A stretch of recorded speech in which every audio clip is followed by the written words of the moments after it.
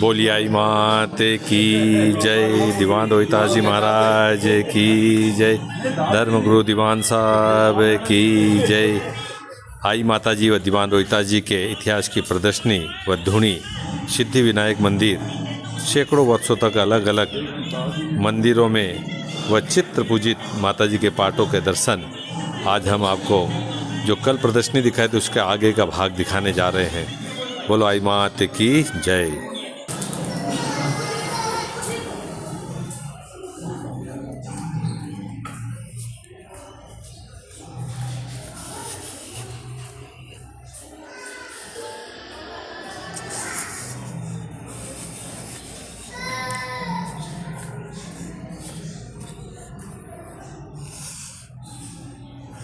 बोलिए आई मात की जय। दीवान रोहितास जी महाराज की जय।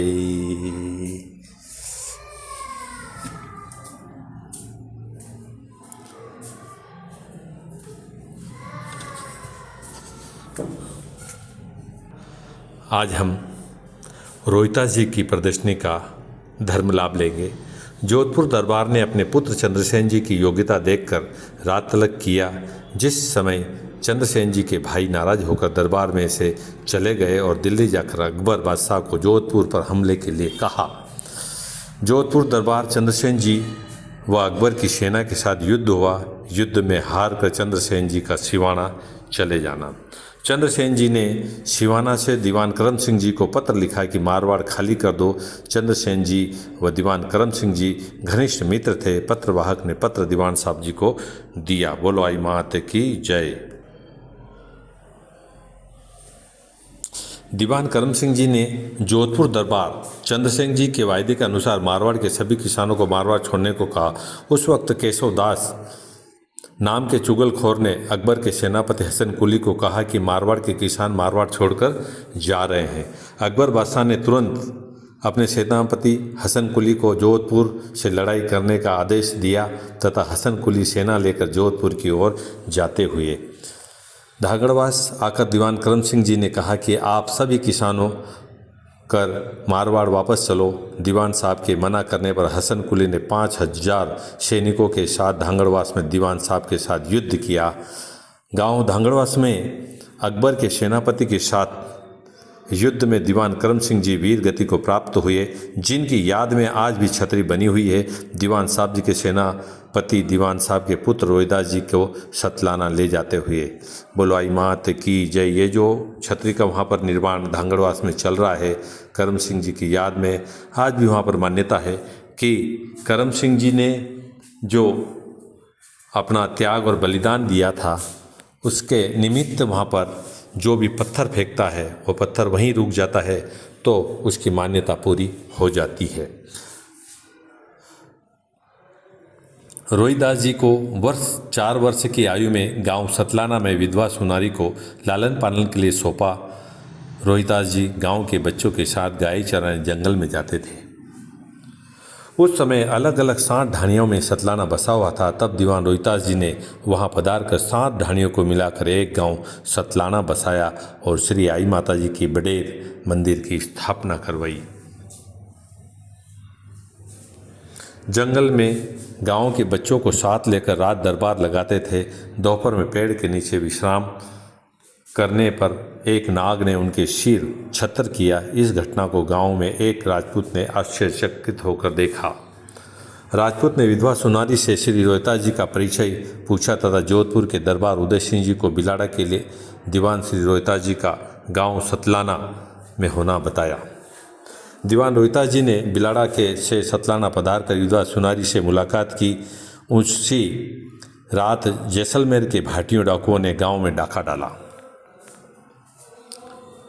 सतलाना से भागे डाकुओं का पीछा कर काली जाल पकड़ा और उनके आत्मसमर्पण करवा कर अपना डोराबंद बनाया। भक्त श्रेष्ठ दीवान रोहितास जी की बढ़ती कीर्ति को देख मारवाड़ जोधपुर नरेश की ईर्ष्यालु ने के द्वारा भ्रमित करने पर क्रुद्ध हो जोधपुर दरबार में बुलाना। जोधपुर के दरबार में कोई पर्चा चमत्कार न दिखाने के अपराध में रोहितास जी की खोड़ी हाथ पांव को एक साथ लकड़ी में सांचे में जकड़कर लगाकर जेल में डालने की सजा देना। जेल में खोड़ी लगाने पर रोहिता जी के हाथ 3 के से पतले हो खोड़ी से निकल गए। छोटी खोड़ी बनाने पर हाथी के पांव से मोटे हो गए। सम्मति नहीं, रोसा विचित्र चमत्कार पर्चा दिया दिखाया। ईर्ष्यालु विरोधियों द्वारा तंत्र मंत्र का चमत्कार समझकर सिद्धि से भ्रष्ट करने हेतु धोखे से बिल्ली का मांस परोसकर, परंतु रोहिता जी के छूते ही बिल्ली सजीव हो उठ भागी, यह दूसरा चमत्कार पर्चा था। बोलो आई मात की जय। दीवान रोहिता जी महाराज की जय। भक्त प्रवर दीवान रोहिता जी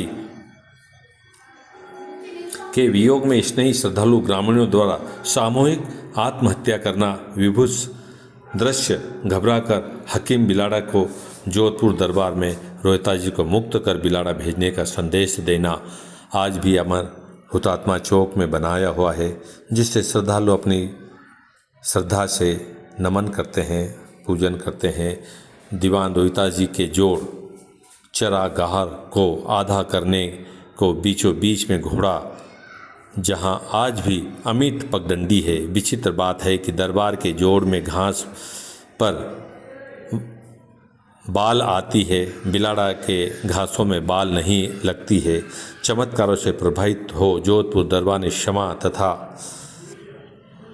दरबार का आधा जोड़ घास का चारा ग्रह व राख पीपलिया बेरा भेंट कर फरमान लिखा कि भविष्य में कोई भी नरेश दीवान बिलाड़ा के दरबार में नहीं बुलाएगा।